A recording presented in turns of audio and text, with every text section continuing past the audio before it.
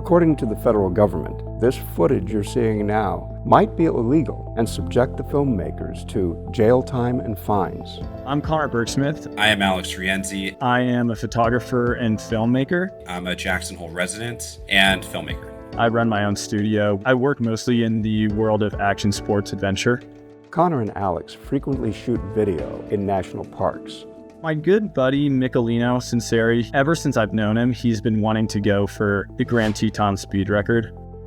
He came to me and said, this is the year where I feel prepared to run this thing, and I want you to be the guy to film it. Whenever we're filming in the national park, we do our best to abide by any and all regulations. Grand Teton National Park requests permits for commercial filming and commercial photography, which we applied for.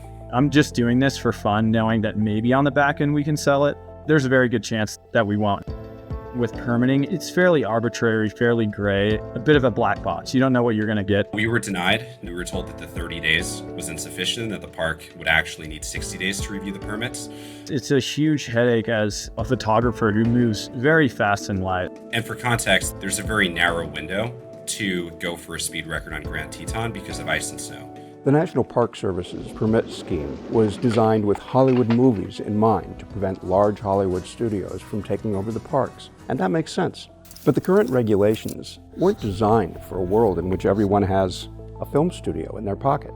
Without fire, I don't think Connor and I could move forward with this project. The risk of criminal charges would have been too much for us to film Michelino going for the speed record and then to create a film about it. Not a single person the entire time I was there walked by where I was stationed, which is what we expected. We went up with less equipment than the typical guided group or party that's climbing. How ridiculous are the National Park Service regulations?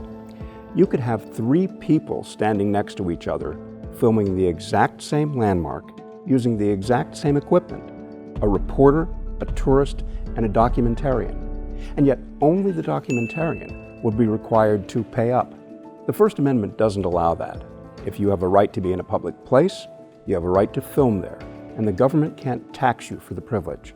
The fact that criminal charges are hanging over our heads makes us nervous, as I think it would anyone. It's just a lot of weight knowing that maybe tomorrow the Park Service could come after me for some footage I took. Fire is representing Alex and Connor, along with the National Press Photographers Association, in a lawsuit to overturn this law. There aren't that many opportunities for us to make these types of really interesting films. Since I was little, I dreamed of being able to be a photographer. And that dropped into our lap vis-a-vis Michelino, who's a friend in the Tetons. These projects are what I'm in the business for. That's a story that if the National Park Service had its way, we wouldn't be able to tell. Our national parks are there for us all to enjoy. Everyone has a right to be there. And if you have a right to be someplace, you have a right to film there.